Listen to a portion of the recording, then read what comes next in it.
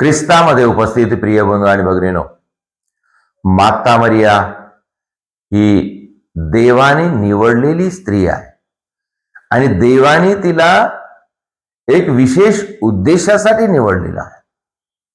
आणि तो उद्देश काय आहे की मानव जातीच्या उद्धारासाठी मध्यस्थता करणे, मानव जातीच्या उद्धारासाठी, पाप क्षमेसाठी, आम्हाला देवाची कृपा मिळण्यासाठी, जे मानवाने पाप करून जी कृपा नष्ट केली ते कृपा वापस मिळण्यासाठी माता मरियेला मध्यस्थ म्हणून निवडले. आणि मध्यस्थ म्हणजे काय?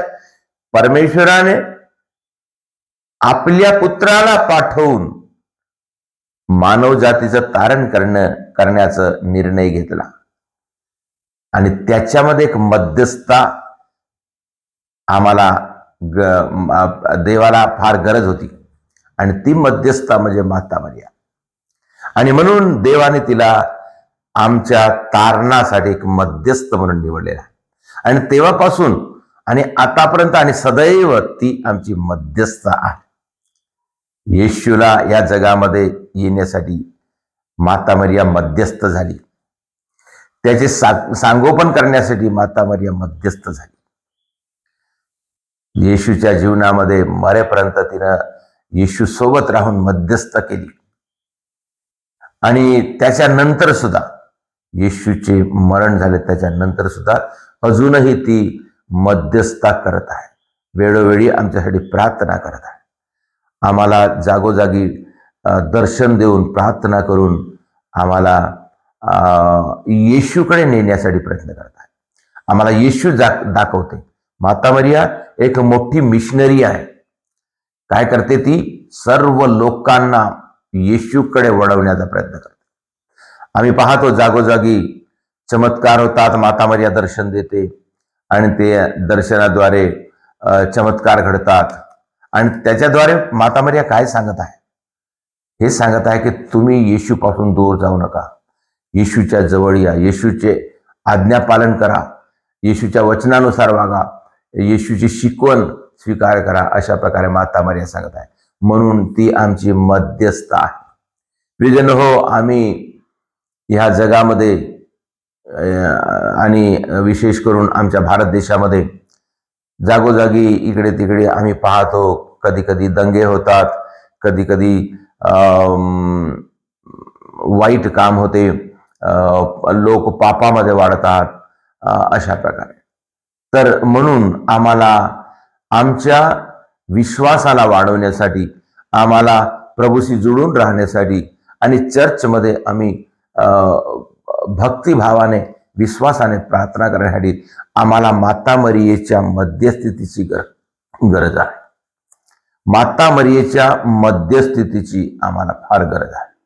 प्रियजन हो, कधी कधी आम्हाला संकट येते, दुःख येते आणि हे संकट, दुःख, अडथळा, शैतान शक्ती हे कशी जाते?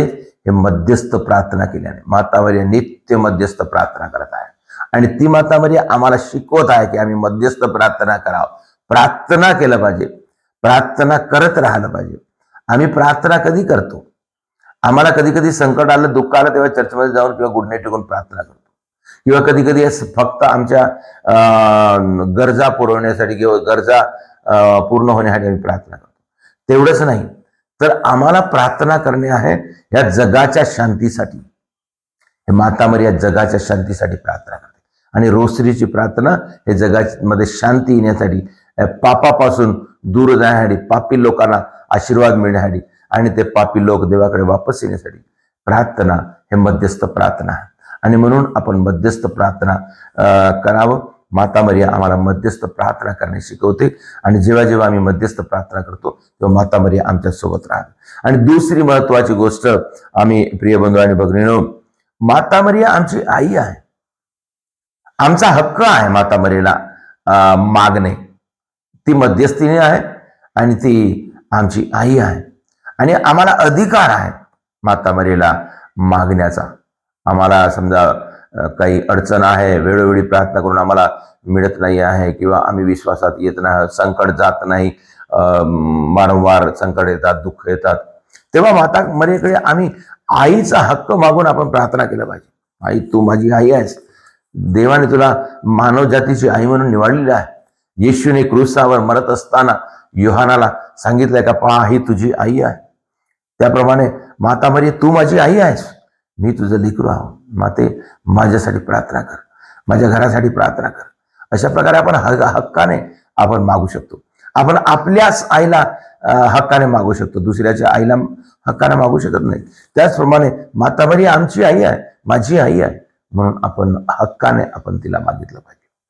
आणि तिसरी महत्वाची गोष्ट प्रिय बंधू आणि भगिनींनो, जेव्हा परमेश्वराने तिला मानवजातीची आई म्हणून निवडले, येशूची आई म्हणून निवडले, तारणाऱ्याची आई म्हणून निवडले, तेव्हा परमेश्वराची सुद्धा इच्छा हीच आहे की आम्ही माता मरियेला आमची आई म्हणून सन्मान द्यावं आणि तिची मध्यस्थता आपण घ्यावं आणि तिच्या मध्यस्थीतेने आपण प्रार्थना करावं, अशी परमेश्वराची इच्छा आहे. परमेश्वराच्या इच्छेनुसार आपण चाललं पाहिजे. परमेश्वराने जेव्हा तिला निवडलं तेव्हा परमेश्वराची इच्छा आहे की आम्ही माता मरियेला आमची आई म्हणून आपण निवडलं पाहिजे, आम्ही आई म्हणून मानलं पाहिजे, तिची आई म्हणून तिचा आदर सन्मान केला पाहिजे, आई म्हणून तिला आपण हक्काने हाक मारलं पाहिजे. हे पित्या परमेश्वराची इच्छा आहे.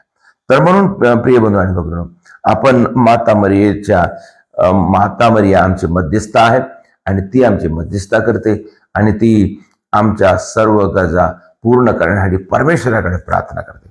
म्हणून आपण रोसरीची प्रार्थना करूया, माता मरियासह प्रार्थना करूया आणि माता मरियेला आपली आई म्हणून तिच्या द्वारे आपण परमेश्वराकडे जाण्यासाठी आणि परमेश्वराकडे प्रार्थना करण्यासाठी, भक्तीमध्ये वाढण्यासाठी आपण प्रयत्न करूया आणि प्रार्थना करूया.